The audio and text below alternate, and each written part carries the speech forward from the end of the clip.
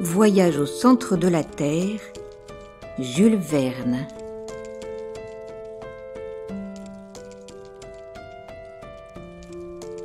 Chapitre 12. En route pour le Sneffels.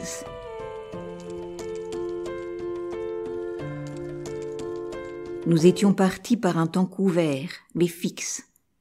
Pas de fatigante chaleur à redouter, ni pluie désastreuse. Un temps de touriste.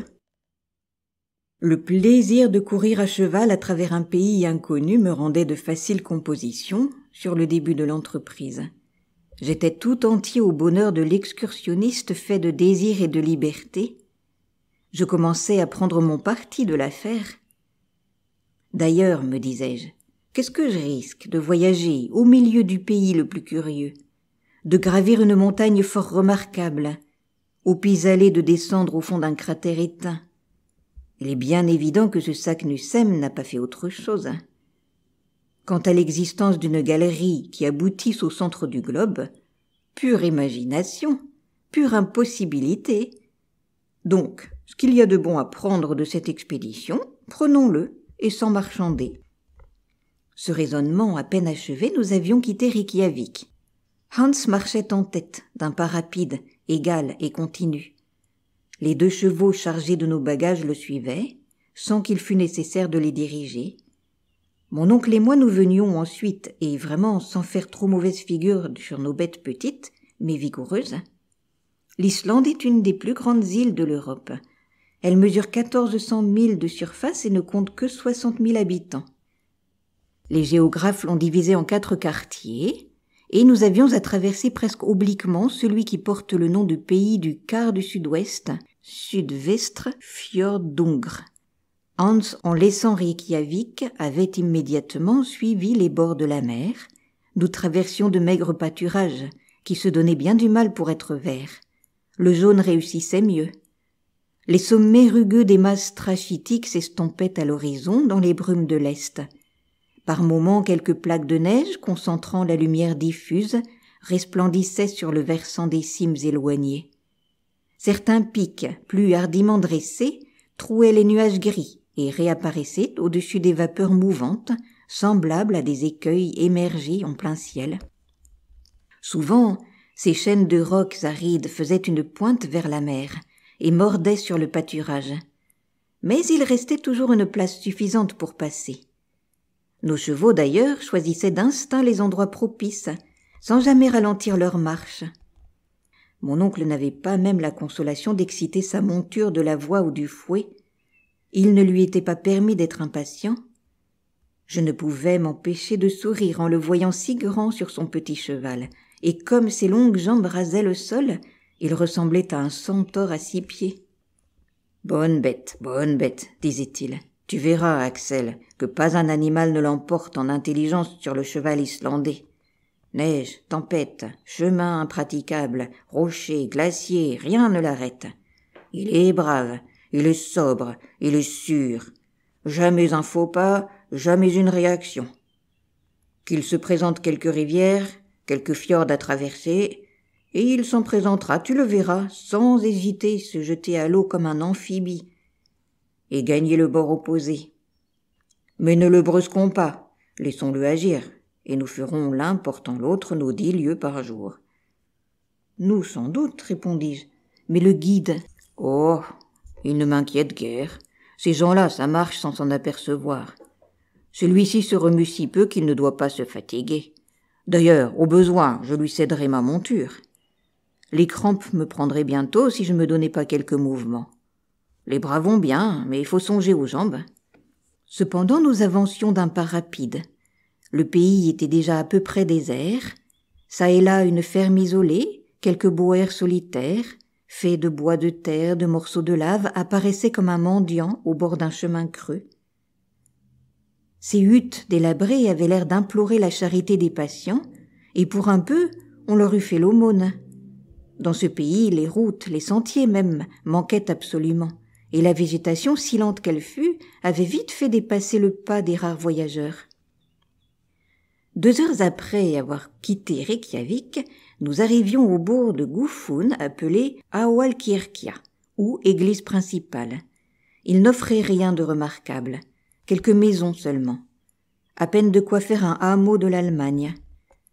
Hans s'y arrêta une demi-heure, il partagea notre frugal déjeuner, répondit par oui et par non aux questions de mon oncle sur la nature de la route, et lorsqu'on lui demanda dans quelque endroit il comptait passer la nuit, « Gardère », dit-il seulement. Je consultai ma carte pour savoir ce qu'était Gardère. Je vis une bourgade de ce nom sur les bords du Helfjord, à 4 milles de Reykjavik. Je la montrai à mon oncle. « 4 milles seulement, dit-il, 4 milles sur 22. Voilà une jolie promenade. » Il voulut faire une observation au guide, qui, sans lui répondre, reprit la tête des chevaux et se remit en marche. 3 heures plus tard, toujours en foulant le gazon décoloré des pâturages, il fallut contourner le Kollafjord, détour plus facile et moins long qu'une traversée de ce golfe. Nous entrions dans un Pingster, lieu de juridiction communale nommé Eyjolberg et dont le clocher eût sonné midi si les églises islandaises avaient été assez riches pour posséder une horloge. Mais elles ressemblent fort à leurs paroissiens qui n'ont pas de montre et qui s'en passent. Là, les chevaux furent rafraîchis, puis, prenant un virage resserré par une chaîne de collines et la mer, ils nous portèrent d'une traite à l'Aulkirkja de Brantár et 1 mille plus loin à la Sauber Annexia, l'église annexe, située sur la rive méridionale du Hálsfjord. Il était alors 4 heures du soir. Nous avions franchi 4 milles, c'est-à-dire 8 lieues. Le fjord était large en cet endroit d'1 demi-mille au moins. Les vagues déferlaient avec bruit sur les rocs aigus. Ce golfe s'évasait entre des murailles de rochers, sorte d'escarpe à pic haute de 3000 pieds, et remarquable par ses couches brunes que séparaient des lits de teuf d'une nuance rougeâtre. Quelle que fût l'intelligence de nos chevaux, je n'augurais pas bien de la traversée d'un véritable bras de mer opéré sur le dos d'un quadrupède. S'ils sont intelligents, dis-je, ils n'essayeront point de passer. En tout cas, je me charge d'être intelligent pour eux. Mais mon oncle ne voulait pas attendre. Il piqua des deux vers le virage. Sa monture vint flairer la dernière ondulation des vagues et s'arrêta. Mon oncle, qui avait son instinct à lui, la pressa d'avancer. Nouveau refus de l'animal, qui secoua la tête. Alors, jurons et coups de fouet, mais ruade de la bête, qui commença à désarçonner son cavalier. Enfin, le petit cheval, ployant ses jarrets, se retira des jambes du professeur et le laissa tout droit planté sur 2 pierres du rivage, comme le colosse de Rhodes. « Ah, maudit animal !» s'écria le cavalier, subitement transformé en piéton et honteux comme un officier de cavalerie qui passerait fantassin. « Ferfia !» dit le guide en lui touchant l'épaule. « Quoi ? Un bac ?»« Der !» répondit Hans en montrant un bateau. « Oui, m'écriai-je, il y a un bac. »« Il fallait donc le dire. Eh bien, en route. »« Tidvetten » dit le guide. « Que dit-il ?»« Il dit marée, » répondit mon oncle en me traduisant le mot danois. « Sans doute, il faut attendre la marée. »« Ferbida ?» demanda mon oncle. « Ja » répondit Hans. Mon oncle se frappa du pied, tandis que les chevaux se dirigeaient vers le bac. Je compris parfaitement la nécessité d'attendre un certain instant de la marée pour entreprendre la traversée du fjord, celui où la mer, arrivée à sa plus grande hauteur, est étale. Alors le flux et le reflux n'ont aucune action sensible, et le bac ne risque pas d'être entraîné soit au fond du golfe, soit en plein océan. L'instant favorable n'arriva qu'à 6 heures du soir. Mon oncle, moi, le guide, 2 passeurs et les 4 chevaux, nous avions pris place dans une sorte de barque plate assez fragile. Habitué que j'étais au bac à vapeur de l'Elbe, je trouvais les rames des bateliers un triste engin mécanique. Il fallut plus d'1 heure pour traverser le fjord. Mais enfin, le passage se fit sans accident. Une demi-heure après, nous atteignions l'Aulkirkja de Gardær.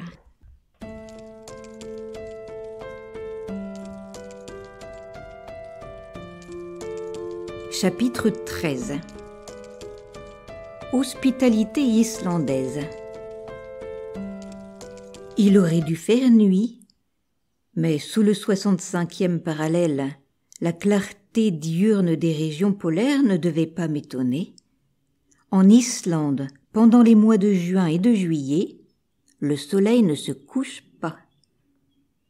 Néanmoins, la température s'était abaissée. J'avais froid et surtout faim. Bienvenu fut le boër qui s'ouvrit hospitalièrement pour nous recevoir. C'était la maison d'un paysan, mais en fait d'hospitalité, elle valait celle d'un roi. À notre arrivée, le maître vint nous tendre la main, et sans plus de cérémonie, il nous fit signe de le suivre. Il nous introduisit dans notre chambre, sorte de grande salle avec un sol de terre battue et éclairée d'une fenêtre dont les vitres étaient faites de membranes de mouton assez peu transparentes. La literie se composait de fourrages secs jetés dans les 2 cadres de bois peints en rouge et ornés de sentences islandaises. Je ne m'attendais pas à ce confortable. Seulement, il régnait dans cette maison une forte odeur de poisson sec, de viande macérée et de lait aigre dont mon odorat se trouvait assez mal. Lorsque nous eûmes mis de côté notre harnachement de voyageurs, la voix de l'hôte se fit entendre qui nous conviait à passer dans la cuisine, seule pièce où l'on fit du feu, même par les plus grands froids. Mon oncle se hâta d'obéir à cette amicale injonction. Je le suivis. La cheminée de la cuisine était d'un modèle antique. Au milieu de la chambre, une pierre pour tout foyer. Au toit, un trou par lequel s'échappait la fumée. Cette cuisine servait aussi de salle à manger. À notre entrée, l'hôte, comme s'il ne nous avait pas encore vus, nous salua du mot Selvertu, qui signifie « soyez heureux », et il vint nous baiser sur la joue. Sa femme après lui prononça les mêmes paroles, accompagnées du même cérémonial. Puis les 2 époux, plaçant la main droite sur leur cœur, s'inclinèrent profondément. Je me hâte de dire que l'Islandaise était mère de 19 enfants, tous grands et petits, grouillant pêle-mêle au milieu des volutes de fumée dont le foyer remplissait la chambre. À chaque instant, j'apercevais une petite tête blonde et un peu mélancolique sortir de ce brouillard. On eût dit une guirlande d'anges insuffisamment débarbouillés. Mon oncle et moi, nous fîmes très bon accueil à cette couvée, et bientôt il y eut 3 ou 4 de ces marmots sur nos épaules, autant sur nos genoux et le reste entre nos jambes. Ceux qui parlaient répétaient « Selvertu » dans tous les tons inimaginables. Ceux qui ne parlaient pas n'en criaient que mieux. Ce concert fut interrompu par l'annonce du repas. En ce moment, rentra le chasseur qui venait de pourvoir à la nourriture des chevaux, c'est-à-dire qu'il les avait économiquement lâchés à travers champs. Les pauvres bêtes devaient se contenter de brouter la mousse rare des rochers, quelques fucus peu nourrissants, et le lendemain elles ne manqueraient pas de venir elles-mêmes reprendre le travail de la veille.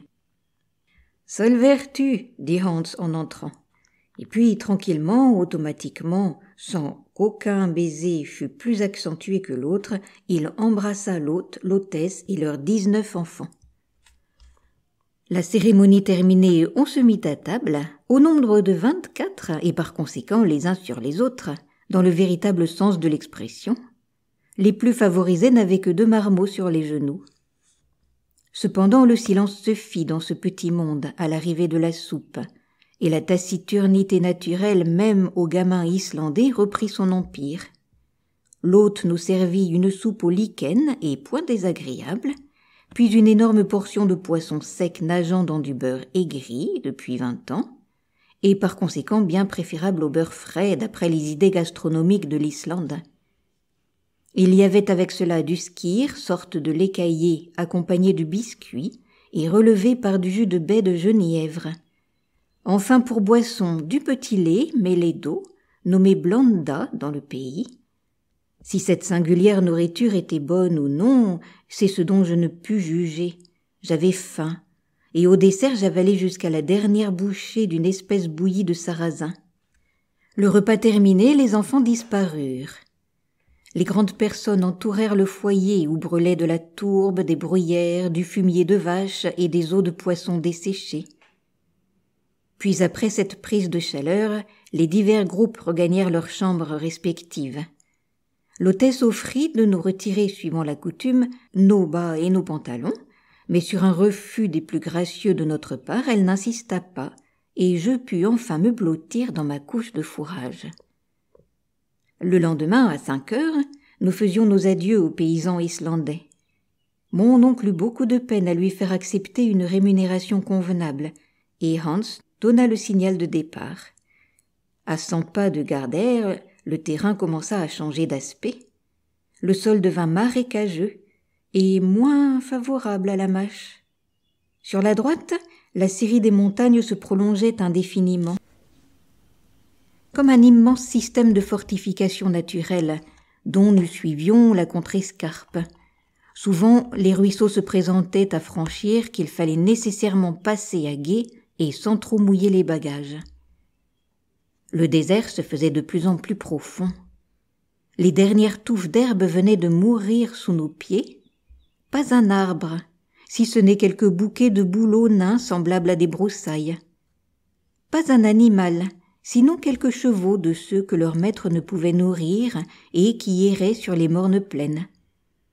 Parfois, un faucon planait dans les nuages gris et s'enfuyait à tire-d'aile vers les contrées du sud.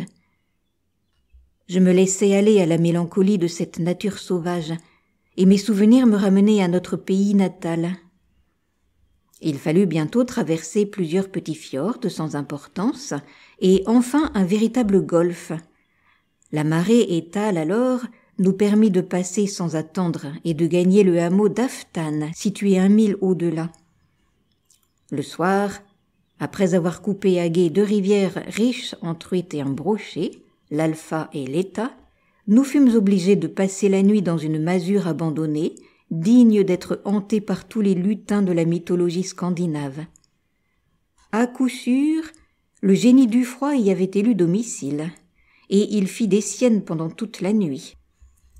La journée suivante ne présenta aucun incident particulier. Toujours le même sol marécageux, même uniformité, même physionomie triste. Le soir, nous avions franchi la moitié de la distance à parcourir et nous couchions à l'annexia de Kreusolpt. Le 19 juin, pendant 1 mille environ, un terrain de lave s'étendit sous nos pieds. Cette disposition du sol est appelée Raun dans le pays. La lave, ridée à la surface, affectait des formes de câbles tantôt allongés, tantôt roulés sur eux-mêmes. Une immense coulée descendait des montagnes voisines. Volcan actuellement éteint, mais dont ces débris attestaient la violence passée. Cependant, quelques fumées de sources chaudes rampaient çà et là. Le temps nous manquait pour observer ces phénomènes. Il fallait marcher. Bientôt, le sol marécageux reparut sous le pied de nos montures. 2 petits lacs l'entrecoupaient. Notre direction était alors à l'ouest. Nous avions en effet tourné la grande baie de Faxa, et la double cime blanche du Sneffels se dressait dans les nuages à moins de 5 milles. Les chevaux marchaient bien. Les difficultés du sol ne les arrêtaient pas. Pour mon compte, je commençais à devenir très fatigué. Mon oncle demeurait ferme et droit comme au premier jour. Je ne pouvais m'empêcher de l'admirer à l'égal du chasseur qui regardait cette expédition comme une simple promenade. Le samedi 20 juin, à 6 heures du soir, nous atteignions Budir, bourgade située sur le bord de la mer, et le guide réclamait sa paye convenue. Mon oncle régla avec lui. Ce fut la famille même de Hans, c'est-à-dire ses oncles et cousins germains, qui nous offrit l'hospitalité. Nous fûmes bien reçus, et sans abuser des bontés de ces braves gens, je me serais volontiers refait chez eux des fatigues du voyage. Mais mon oncle, qui n'avait rien à refaire, ne l'entendait pas ainsi, et le lendemain, il fallut enfourcher de nouveau nos bonnes bêtes. Le sol se ressentait du voisinage de la montagne, dont les racines de granit sortaient de terre comme celles d'un vieux chêne. Nous contournions l'immense base du volcan. Le professeur ne le perdait pas des yeux, il gesticulait, il semblait le prendre au défi et dire « Voilà donc le géant que je vais dompter ». Enfin, après 24 heures de marche, les chevaux s'arrêtèrent d'eux-mêmes à la porte du presbytère de Stapi.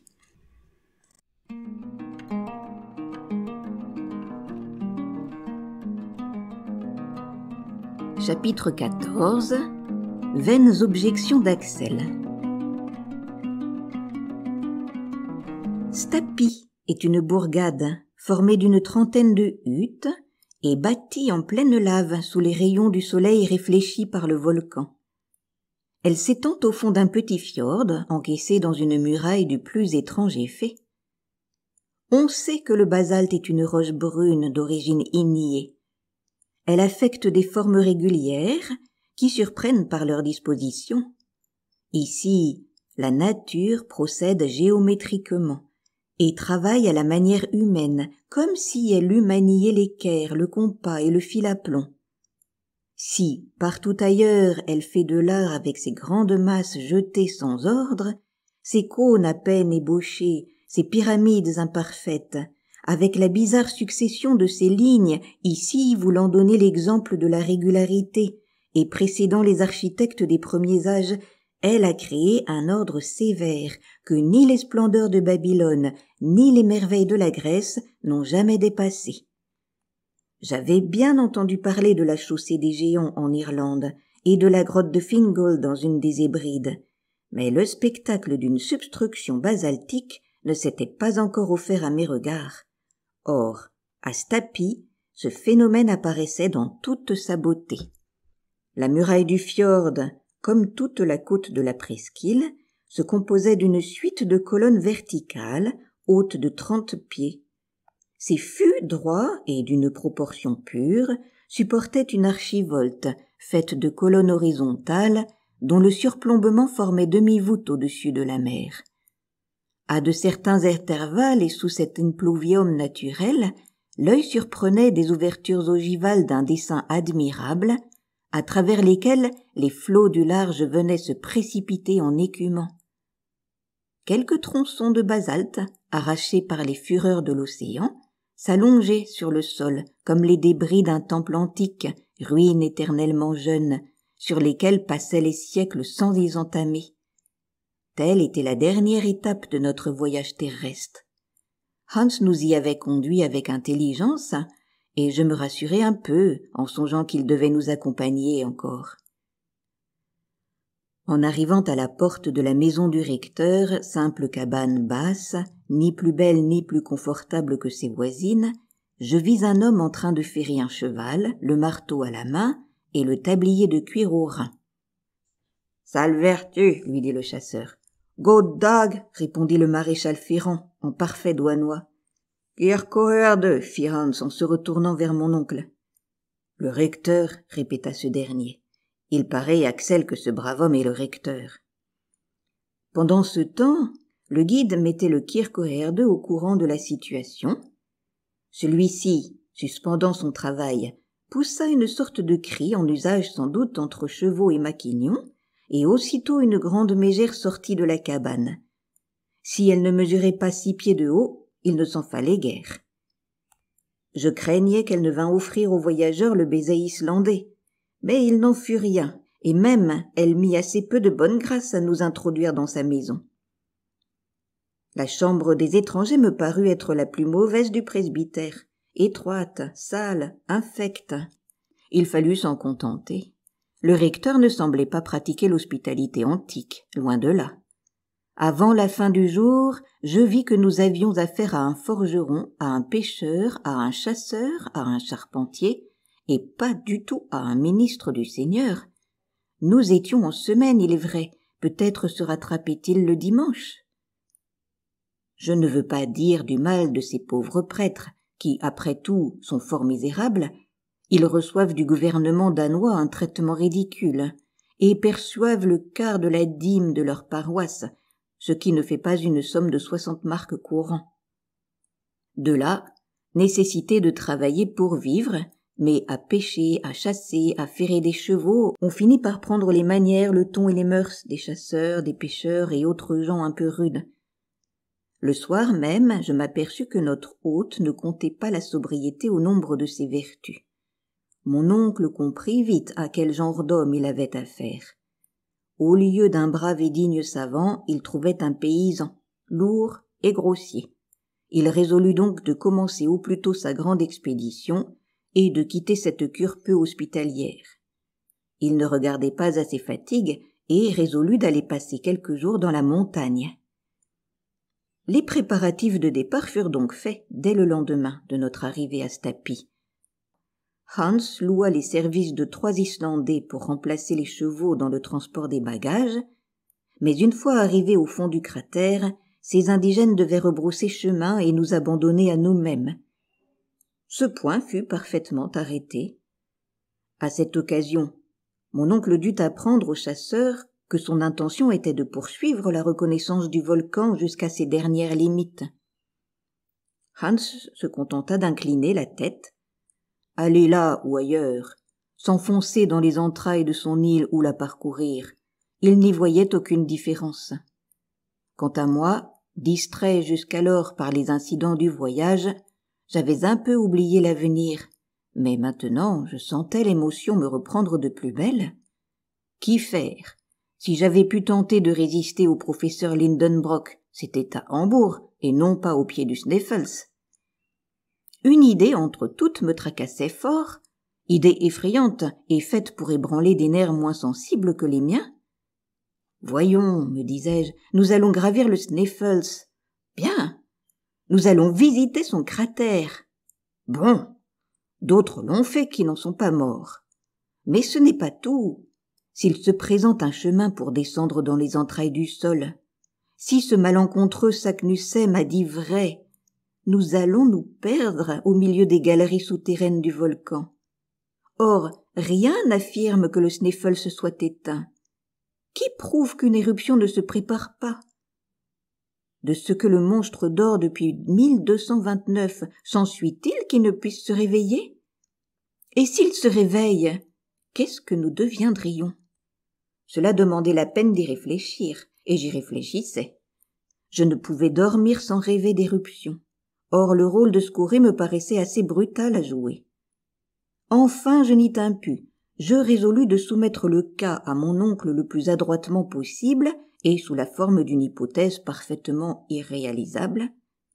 J'allais le trouver, je lui fis part de mes craintes, et je me reculai pour le laisser éclater à son aise. « J'y pensais, » répondit-il simplement. Que signifiaient ces paroles? Allait-il donc entendre la voix de la raison? Songeait-il à suspendre ses projets? C'eût été trop beau pour être possible. Après quelques instants de silence pendant lesquels je n'osais l'interroger, il reprit en disant « J'y pensais. Depuis notre arrivée à Stapi, je me suis préoccupé de la grave question que tu viens de me soumettre. Car il ne faut pas agir en imprudent. »« Non » répondis-je avec force. « Il y a 600 ans que le Sneffels est muet. Mais il peut parler.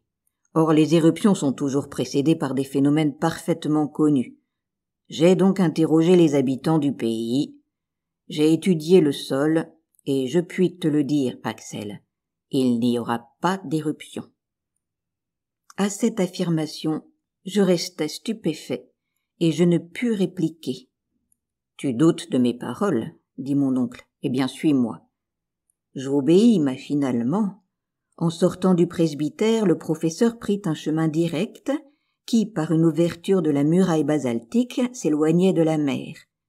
Bientôt nous étions en rase campagne, si l'on peut donner ce nom à un amoncellement immense de déjections volcaniques. Le pays paraissait comme écrasé sous une pluie de pierres énormes, de trappes, de basalte, de granit et de toutes les roches pyroxéniques. Je voyais çà et là des fumerolles monter dans les airs. Ces vapeurs blanches nommées rekir en langue islandaise venaient des sources thermales et elles indiquaient par leur violence l'activité volcanique du sol. Cela me paraissait justifier mes craintes. Aussi je tombais de mon haut, quand mon oncle me dit « Tu vois toutes ces fumées, Axel. Eh bien, elles prouvent que nous n'avons rien à redouter des fureurs du volcan. »« Par exemple, m'écriai-je. Retiens bien ceci, reprit le professeur. Aux approches d'une éruption, ces fumerolles redoublent d'activité pour disparaître complètement pendant la durée du phénomène, car les fluides élastiques n'ayant plus la tension nécessaire prennent le chemin des cratères, au lieu de s'échapper à travers les fissures du globe. Si donc ces vapeurs se maintiennent dans leur état habituel, si leur énergie ne s'accroît pas, Si tu ajoutes à cette observation que le vent, la pluie ne sont pas remplacés par un air lourd et calme, tu peux affirmer qu'il n'y aura pas d'éruption prochaine. Mais assez! Quand la science a prononcé, il n'y a plus qu'à se taire. Je revins à la cure, l'oreille basse. Mon oncle m'avait battu avec des arguments scientifiques. Cependant, j'avais encore un espoir, c'est que, une fois arrivé au fond du cratère, il serait impossible, faute de galeries, de descendre plus profondément, et cela en dépit de tous les Saknussemm du monde. Je passai la nuit suivante en plein cauchemar, au milieu d'un volcan et des profondeurs de la terre. Je me sentis lancé dans les espaces planétaires sous la forme de roches éruptives. Le lendemain, 23 juin, Hans nous attendait avec ses compagnons chargés des vivres, des outils et des instruments. 2 bâtons ferrés, 2 fusils, 2 cartouchières étaient réservés à mon oncle et à moi. Hans, en homme de précaution, avait ajouté à nos bagages une outre, pleine, qui, jointe à nos gourdes, nous assurait de l'eau pour 8 jours. Il était 9 heures du matin, le recteur et sa haute mégère attendaient devant leur porte. Ils voulaient sans doute nous adresser l'adieu suprême de l'hôte aux voyageurs.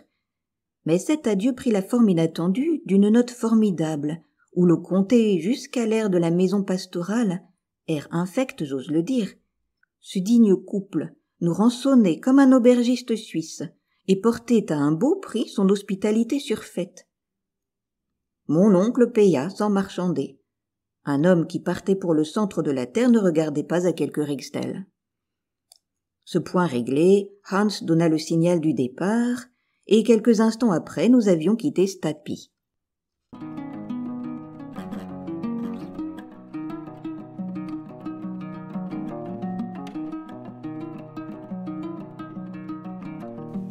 Si cela vous a plu, vous pouvez retrouver d'autres histoires et poésies sur ma chaîne Entendre lire.